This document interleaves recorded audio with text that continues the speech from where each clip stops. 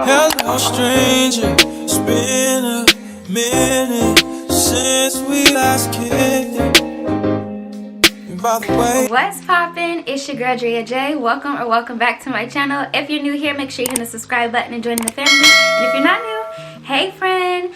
As you can see by the thumbnail in the title, I am going to be telling my birth story. I'm super excited to share this with you. It's a part of me and we're family, so you should know it as well. So, hopping straight into the video. My labor began on March 9th. I'm just going to say it began on March 9th, 2022. Simply because I had my bloody show, and that is what happens when your body's preparing for labor. On March 9th, I went and I got a pedicure. I started nesting a little bit. Because I didn't have a baby shower, I went to just buy a few things that I feel like he would appreciate when he came, like a blanket and a few little toys and things like that. But on March 10th, my morning began as usual, but the only difference was on the way to school to drop my oldest off. He goes to daycare during the day. So on my way to drop him off during the day, I started to like feel a little uneasy. But the feeling felt like my period. Like I honestly felt real like froggy, if you will.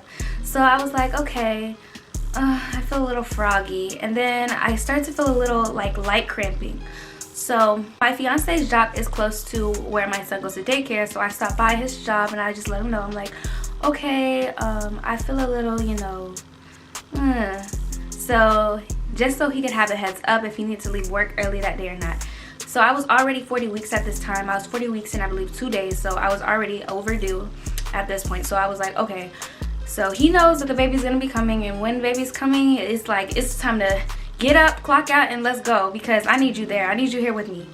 So at this point, I wanted my labor to continue. Like, I wanted it to make those contractions come back to back to back, because I was ready. I was ready to meet my baby. So when I had went home after dropping my son off and seeing my fiance, I went home and I started to look up exercise videos, and I started bouncing on my bouncing yoga ball. I started like the workout videos that I was watching was like squatting videos, helping me to like open up this area so that baby can come down into the canal. So that's what I was looking at. So I did that for most of the day. My contractions were so all over the place that it was crazy.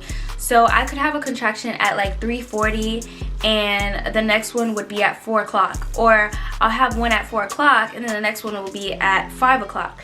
So my contractions were all over the place. I just continued my day as normal, and I was just kind of lounging around the house, watching TV, cleaning up, and exercising for most of the day. So it started to get later in the day. It was in the afternoon at this point, and my fiance was getting off of work and going to pick up my son from school. So when he was on the way home and everything, I was like, okay, I don't want this to be a false alarm. I'm gonna make sure that, you know, I'm really putting in the work for this baby to come tonight, because I'm really ready to meet him. So I did what I needed to do, and like I didn't want him to think that I wasn't doing anything. So like a little bit, I was resting throughout the day, don't get me wrong, but throughout the day, like when it got closer to him getting home, I was like really like, yeah, I'm doing it. Like I was acting like I had just left the gym and all different types of stuff, but I don't go to the gym. It was just like really, I guess, for show. But I really did what I needed to do for the baby to come, because he did end up coming on March 10th. So after that, they came home and everything. We just continued our day as normal, and he's waking up. I'll be right back. Alright, and I'm back. So I continued my day as normal. It came around like 4 or 5 o'clock ish. So my contractions were, like I said, all over the place. They were never like 5 minutes apart. And then when they were 5 minutes apart, I wanted to call my midwife, because I was used to a hospital delivery, and this delivery was a birth center delivery. Okay, I was trying to see if he was awake again, but so it was a birth center delivery. So with a birth center delivery, you do most of your laboring at home. So when you get to the birth center, you're ready to deliver the baby, because at the birth center you aren't getting any medication. It's an unmedicated birth, so there's really no reason for you to be there. You want to be in the comfort of your home and labor down and be in your own space. It's better that way. And I didn't have any complications throughout my pregnancy, so it was perfect for me to deliver at the birth center rather than the hospital. So I called my midwife and I let her know, like, okay, my contractions are 5 minutes apart. What is the next move? Because I'm so used to the hospital. You know, hospital, 5 minutes apart, let's go. We got to get ready to go to the hospital because we don't want to have the baby in the car type of thing. So she let me know that, okay, since you're still able to talk during your contractions, I want you to still labor at home And once you are not able to talk during your contractions and you labored at home a little bit more, you took a shower, you ate, you rested, you did everything that you need to do to prepare for the baby before coming in, then you can come in. So I was like, okay. So then we moved on from that. We're like, okay, it's not time for us to go just yet, but since we're getting close, we need to figure out what's the next step with baby boy, which is my oldest. So we're like, okay, my mom's house is 20 minutes away, so we need to get his stuff packed up. We need to get him ready. He needs to get to my mom's house so that we can be prepared to leave the house when it's time to go to prepare for the new baby. So that's what we ended up doing. So once that was done, we had headed over to my mom's house, which is 20 minutes away, which I really didn't want to go, but I was like, we got to get this done because we need to be able to focus on me and the baby at this time. And with my oldest there, it was going to be hard. It was going to be a distraction for us. So that's what we ended up doing. So we did that. We labored, we ate dinner, we took a shower, and during my shower I had a terrible time.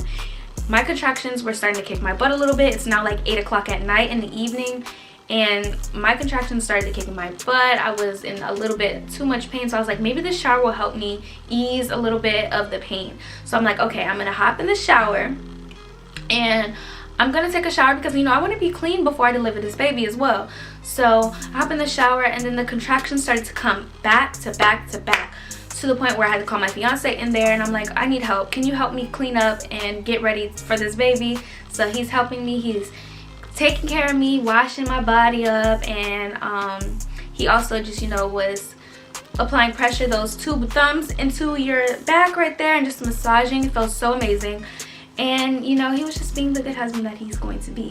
So that happened, and then I'm like, okay, it's later in the day. It's now been like 3 or so hours since I spoke to the midwife. So I decided to call again because the contractions were starting to get unbearable, like I said.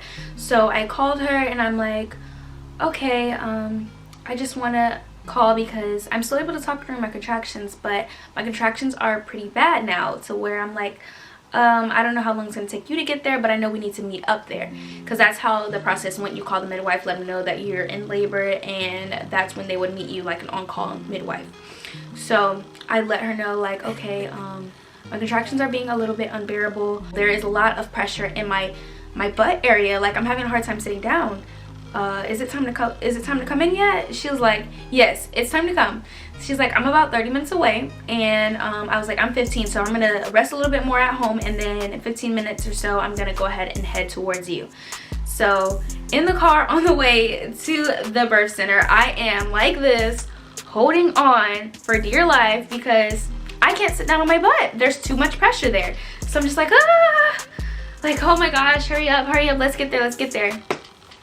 So we finally make it to the destination, and it's time for me to get out of the car and make my way into the birth room, the birth center. So I'm making my way out of the car, and I just feel like I can't stand. My legs feel entirely too weak. So I'm like, can you please help me? So my fiance comes around, and he's holding on to me, and we're walking into the birth center. And we finally make it into the room in the suite that we are going to be in to deliver Onyx. So when we made it in, I was like, okay, so now that we have made it into the labor and delivery in the birth center, I was like, okay, I have no idea what's going on, and I want to know what's going on with my body. And so I'm so used to having the hospital check me and stuff. I was like, is it okay if you check me to see how far along I am and how dilated I am? So she goes and she checks me, and turns out I was 8 centimeters dilated. So because I was 8 centimeters dilated, she also said that she could see that my bag, which is what carries the baby, was hanging out a little bit. So my water should be breaking pretty soon. So in my birth plan, I had written down that I wanted to deliver baby in... Now you just doing too much. I said I wanted to deliver... What? I said I wanted to deliver baby in the tub. So I was like, okay, I want to deliver baby in the jacuzzi tub. So she was like, okay, I'm gonna go ahead and fill that up for you. It's gonna be warm and nice and everything. So after that was filled up, we got ahead. I got naked and got in that tub, and I labored for a good 30 minutes or so, and I was still having my contractions back to back, and I'm just breathing through them, soothing my body, rocking back and forth in the tub, humming my way through them, whatever I needed to do to, you know, get through it. It was getting pretty hot, so they were giving me like some cold towels to place on my forehead and things like that. And then finally my water broke. So I, with my first, never had my water break. Honey, come on. So with my first, my water never broke. It just like popped at the hospital because they wanted to like speed up the process of my labor. So I actually got to feel it, and it was a little bit painful for me. Like it kind of hurt a little bit. Like it just felt like something slapped against my body, which I didn't really like. But you know, it is what it is, and that's the process of labor. So I was just knowing that I was getting closer to seeing my loved one. So after that happened, I'm laboring in the tub a little bit more. My contractions are coming back to back to back, and I'm super hot. And at this point I had a wig on because I was like, I want to take some beautiful pictures after he's born. I don't want to look, you know, janky or raggedy. I want to take some beautiful pictures. So I had my wig, I had my scarf on and everything, because you know I was already prepared for bed because I took my shower and everything. But things did not end up going as planned. My wig started sliding back a whole bunch, so I ended up just like tying the scarf super tight so that the lace wasn't showing. So I did that. I was like, okay, I'm getting a little bit hot. I'm ready to get out. So she was like, are you sure you want to get out of the tub? I'm like, yes, I want to get out. I'd rather just now like labor on the bed if that's okay. So she was like, yeah, whatever you want. So I'm like, okay, I'm gonna labor on the bed, but I just need a little bit of help out, because you know I had trouble already walking into the place, so I really couldn't get out of this deep jacuzzi tub, and I'm already short. So my fiance was standing on the side of the tub, and he was gonna help me out. And when I went to get out, I felt the urge to push. So there was no going back at this point. I had to push the baby out inside of the tub. So they had already let the water out and everything. So I'm kind of just standing there like on the verge of getting out. And I'm just pushing. So I pushed for a good like 10 minutes or so. It wasn't over 10 minutes, and it wasn't like less than 10 minutes, I would say. So I pushed and he came. So I was super excited to meet him. I was so proud of myself. And throughout the entire time, even when I was in pain or anything was going on that I felt like I couldn't control, I just kept telling myself, it's almost over. It's almost over. It's almost over. And I tell him the same thing every single time. Like if he's getting fussy during a diaper change or anything, it's almost over. It's almost over. So I just kept trying to be as positive as I could to get through this labor experience being unmedicated. So at this point, you know, I'm pushing baby out and he's here. And as soon as he came out, he pooped. So that, I'm super proud of him. His first bowel movement, he made it out of me and into the tub, which is good. So that's where we are with that. So after that experience, and then with the birth center, which is super great, that I love so much, and it's not compared to the hospital, they just check the baby as they would at the hospital, make sure all of his organs are working properly, everything is functioning as they should. They did some of the small tests. He got the vitamin K within his eyes to protect any bacteria that could have entered him from me. And yeah, and then I had him at 9:51 p.m. I had him at 9:51 p.m. So then he stayed there for like 4 hours or so, and we left, and we were able to bring baby home that same day, which was, well, not same day because it was nighttime. It would have been that same day, but it was not nighttime anymore. So we brought him home at 2 a.m. and he came home, and we began the process of being a mother all over again. I really hope you guys enjoyed this video. That's just a little bit of me. Since we're family, I wanted to share that with you guys. And make sure that you like, comment, and subscribe, and I look to see you in my next one. Bye.